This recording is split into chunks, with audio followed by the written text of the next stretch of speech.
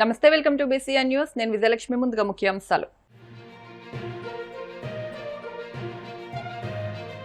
కిష్టంశెట్టిపల్లిలో Sanjeevini digital nerve సెంటర్ను ప్రారంభించిన CM Chandrababu. August 15 నుంచి రాష్ట్ర వ్యాప్తంగా సంజీవిని ప్రాజెక్టు అమలుకు నిర్ణయం.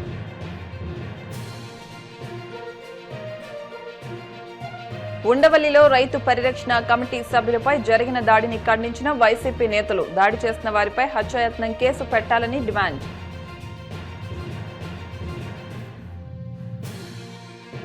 వాడపల్లి వెంకన్నాలయంలో ప్రత్యేక పూజలు. మంగళ వాయిద్యాల నడుమ శ్రీ స్వామి అమ్మవార్లకు మేలుకొలుపు సేవ, ఈశ్వరలక్ష్మి హోమం.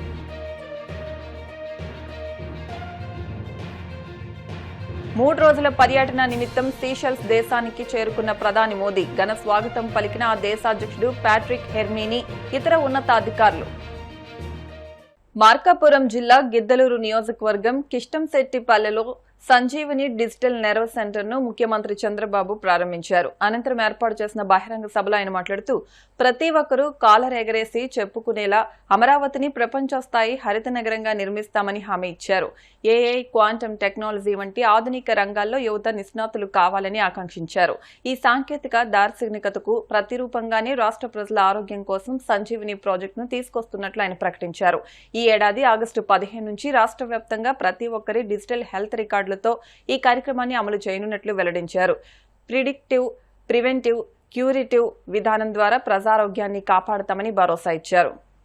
చిరకాల వాంఛ మార్కాపూర్ జిల్లా కావాలని నేను మొట్టమొదటిసారిగా జిల్లాలు పునరుద్ధీకరణ చేశానంటే అది మార్కాపూర్కి ఇచ్చిన హామీని నిలబెట్టుకోవడానికి ఈరోజు చేశాం.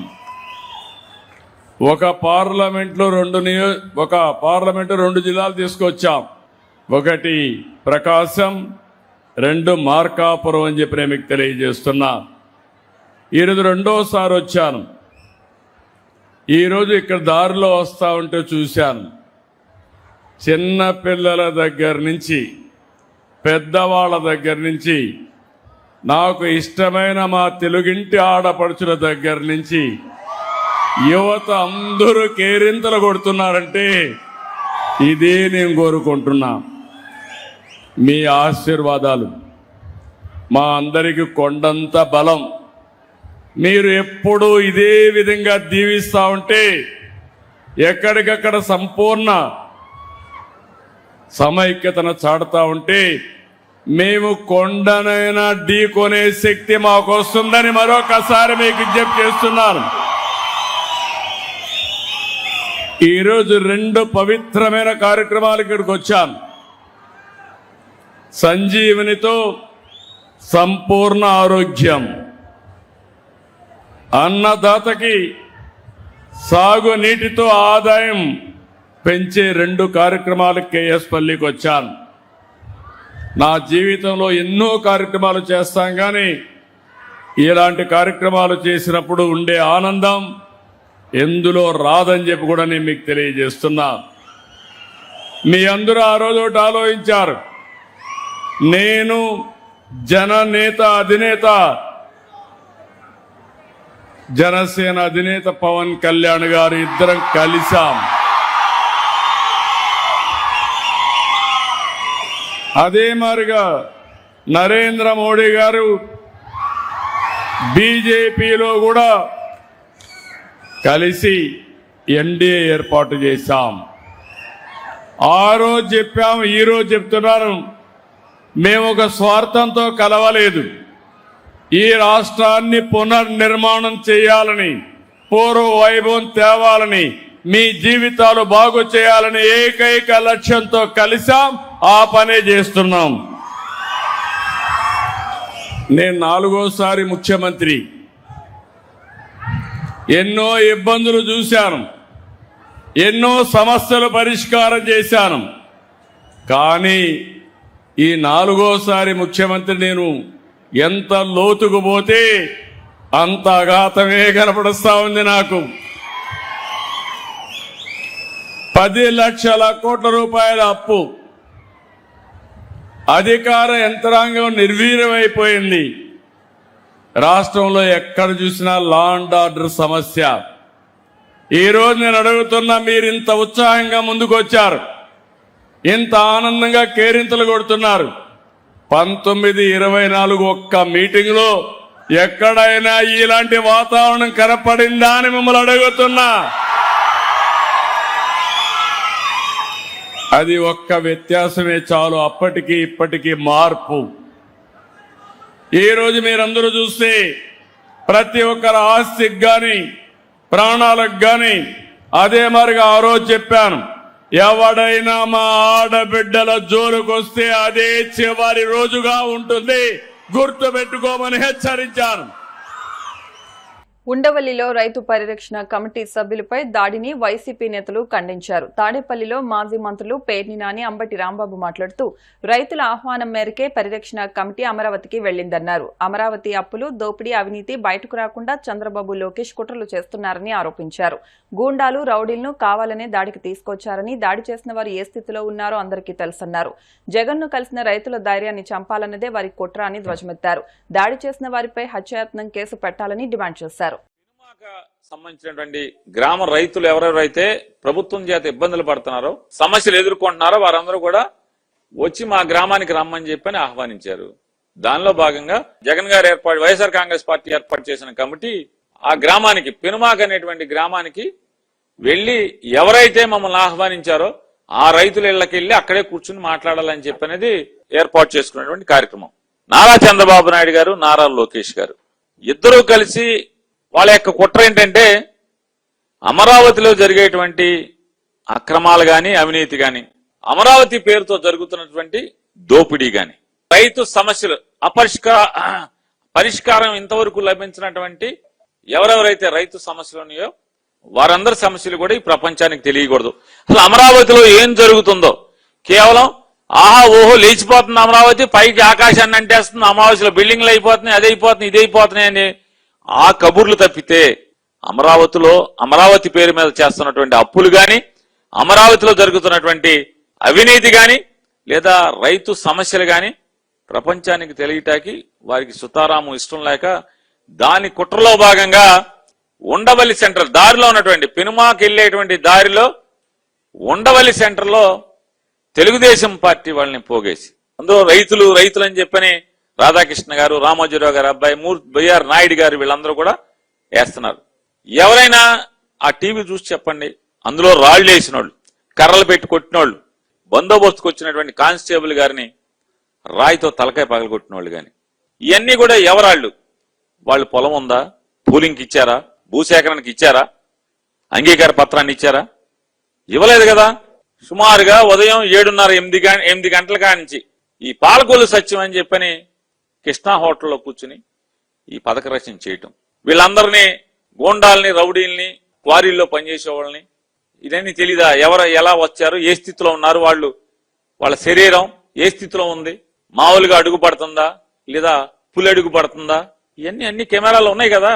ఈ స్థితిలో వాళ్ళందరినీ 8 గంటల నుంచి పాలకొల్లు సత్యం ఆ హోటల్లో కూర్చుని ఏం చేస్తున్నాడు? 8 గంటల నుంచి తాడేపల్లి మండల పార్టీ అధ్యక్షుడు లోకేష్ గారికి గుండెకాయో లేకపోతే చెయ్యో, కుడి చెయ్యో, ఎడం చెయ్యో ఏదో ఒకటి, ఆయన నోటిఫికేషన్ లో ఆయన భూమి ఉంది, ఇవాళ దానికి నాయకత్వం వహించాడు.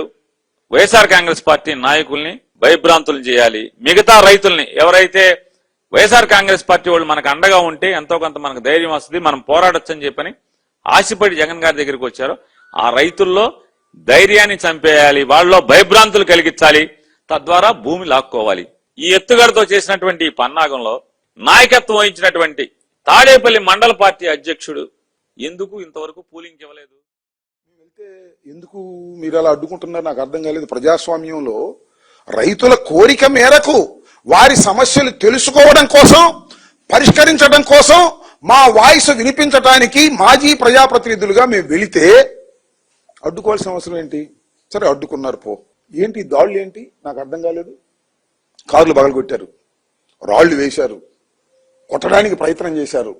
ఈ క్రమంలో ఒక పెద్ద రాయి, ఇంత రాయి విసిరారు మా మీదకి.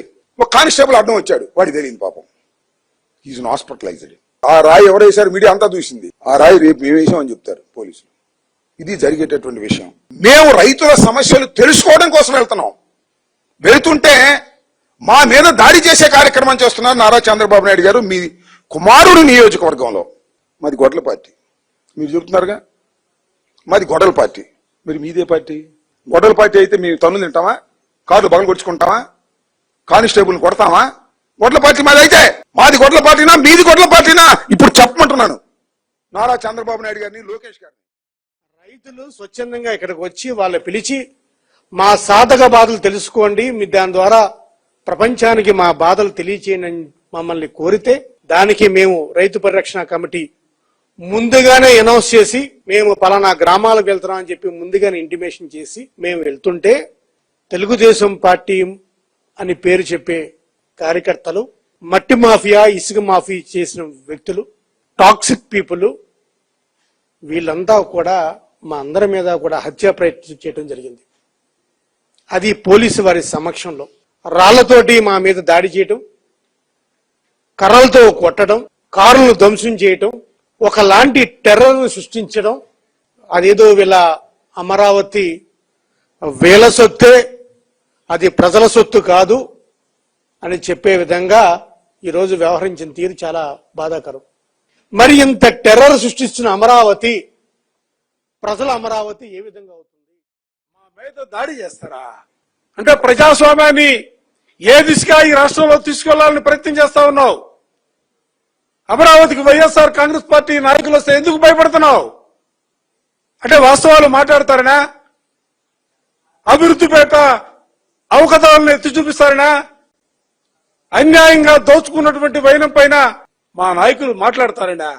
ఇవాళ ఏదో పోలీసులు అడ్డం పెట్టుకుని ఆ ప్రాంతానికి వెళ్లకుండా అడ్డుకుంటే వైఎస్ఆర్ కాంగ్రెస్ పార్టీగా మేము రైతు సమస్యల పైన మాట్లాడకుండా ఉంటామనుకుంటున్నారా? ఇవాళ ఒక్కడే చెప్పదలుచుకున్నాం. వైఎస్ఆర్ కాంగ్రెస్ పార్టీగా ప్రీతమ నాయకులు జగన్మోహన్ రెడ్డి గారి నేతృత్వంలో ఈ రాష్ట్రంలో ఏ వర్గానికి ఇబ్బంది వచ్చినా, ఏ సమస్య వచ్చినా, ముఖ్యంగా రైతాంగానికి ఏ సమస్యలు వచ్చినా కూడా రైతాంగంతో పాటుగా వైఎస్ఆర్ కాంగ్రెస్ పార్టీ తోడుగా నిలబడే కార్యక్రమాన్ని తీసుకుంటుంది. వైఎస్ఆర్ కాంగ్రెస్ పార్టీ అంటే పేరులోనే రైతు పెట్టుకుని పుట్టినటువంటి పార్టీ వైఎస్ఆర్ కాంగ్రెస్ పార్టీ. కోనసీమ తిరుమలగా వర్ధిల్లుతున్న వాడపల్లి శ్రీ వెంకటేశ్వర స్వామి ఆలయంలో ఆదివారం ప్రత్యేక పూజలు వైభవంగా నిర్వహించారు. మంగళ వాయిద్యాల నడుమ శ్రీ స్వామి అమ్మవార్లకు మేలుకొలుపు సేవను నిర్వహించిన అనంతరం ఐశ్వర్య లక్ష్మి హోమాన్ని జరిపించారు. అర్చకులు శ్రీ స్వామి అమ్మవార్ల వసంత మండపంలో అష్టోత్తర పూజలు నిర్వహించగా ప్రత్యేక అలంకరణలో ఉన్న స్వామిని దర్శించుకుని భక్తులు తరించిపోయారు. ఓం యజ్ఞరవాయ నమః, ఓం యజ్ఞవక్త్రే నమః, ఓం చిన్మయాయ నమః, ఓం పరమేశ్వరాయ నమః, ఓం బ్రహ్మతత్వాయ నమః, ఓం శాంతాయ నమః, ఓం శ్రీమతే నమః, ఓం దోర్ధండవిక్రమాయ నమః, ఓం పరపర శ్రీరేంద్రనాథాయ శ్రీలాతాయ మంగళం, మంగళాగోవిందాయ మహీనాథాయ చక్రవర్తనాయ స్వామివాయ మంగళం, వేద వేదాంత వేద్యాయ నగత్యామూర్తే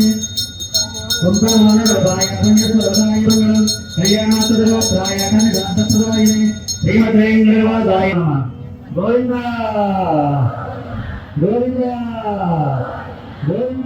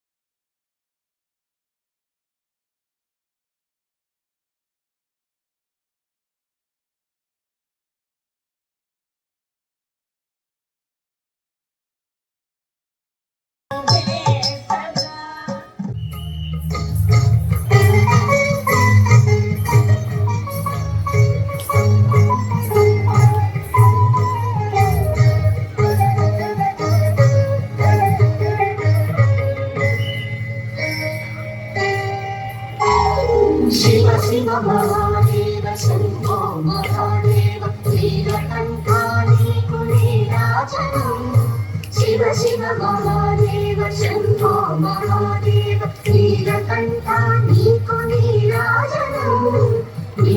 నీరాజనం